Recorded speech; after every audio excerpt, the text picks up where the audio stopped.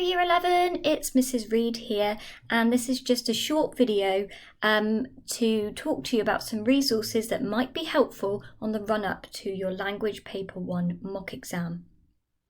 So your Language Paper 1 mock takes place on Tuesday the 23rd of November, and it starts at 9 AM and lasts for 1 hour and 45 minutes. I know that you have been really well prepared for this exam, as this is what the focus of your lessons have been over the last 6 or so weeks.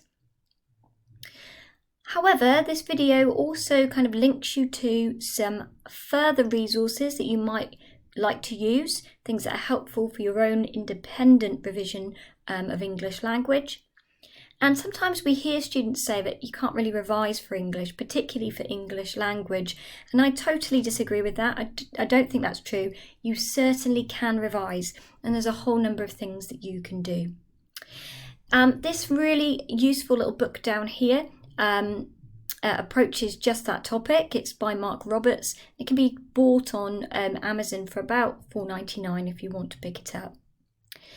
However, some of the strategies mentioned in this book I've also included in some of my videos, so I've put some links to them here. They're ones I recorded last year, but they'll equally be helpful to you on the run-up to this exam.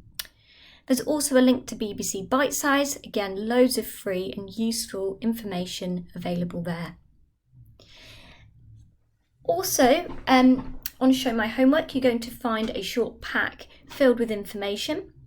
And that includes some graphic organisers, some micro mock papers and a couple of mark schemes. So I'm going to talk you through now through that pack, and then hopefully you can go away and use it, and please ask any questions afterwards if you have them. So in this pack you can see a couple of graphic organisers. So these are just useful visual ways of mapping the skills that you'll need in the Paper 1 exam. This one's for the reading section, as well as the timings for each question and some of the key things you might need to remember about it. So this is just short, snappy revision and a useful way to kind of build your confidence with approaches to those questions 1 to 4. Second graphic organiser then is of course question 5. We know that's worth half of the marks on the paper. So this one guides you through, again, thinking about where are the areas that you can really think about in terms of picking up marks in that question. So whether it's planning the structure of your response, thinking about that carefully, really considering your punctuation use, making sure it's not only accurate but varied, thinking about vocabulary choices, what you're going to describe and how, as well as any other useful language kind of devices that can show creativity and flair. Alongside them, you have some micro mocks. So I've put these together so that you have some condensed, some shortened extracts to reduce your kind of reading time. Each one then has a summary of the text the novel that it's taken from at the top, a couple of keywords in a glossary to guide you, and each of the 5 questions that you would find in a language paper for you to practice. You've got 3 of those all together, different micro mocks. So you might choose to have a go at one of them, have a go at all 3. You may wish to use your timing and practice going through each of the 5 questions, so sitting a whole paper. Or it might well be you could really target some of your revision. Perhaps your teacher has suggested that question 4, being a higher tariff, higher mark question, is one to focus on and practice. Or perhaps you just want to make sure that you are giving yourself some more opportunities to have a go at writing creatively to time for question 5. So there's lots of resources there for you to be practicing with. Alongside that then I've included just 2 mark schemes. You can see how the questions are marked. Obviously, question 1 you just get 4 marks, 1 for each correct answer.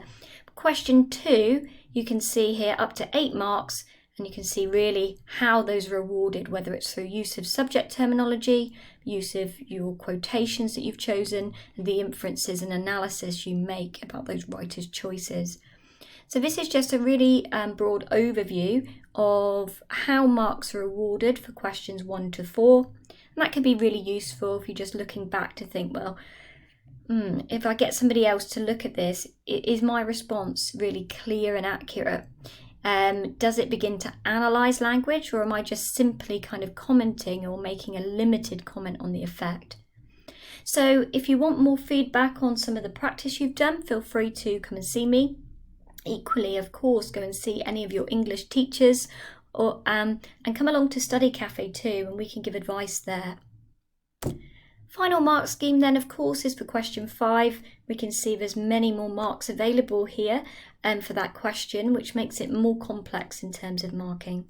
But again, you can see AO5 for your content and organisation, roughly how that might be applied, whether we're looking at the register, kind of tone of your writing and awareness of your audience, the purpose, vocabulary, structural features and ideas, and then at the top then you've got AO6, that technical accuracy.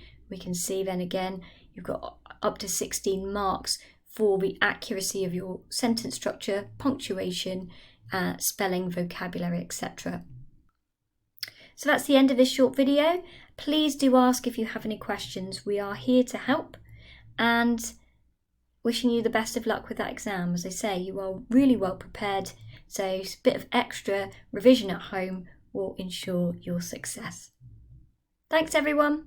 Bye.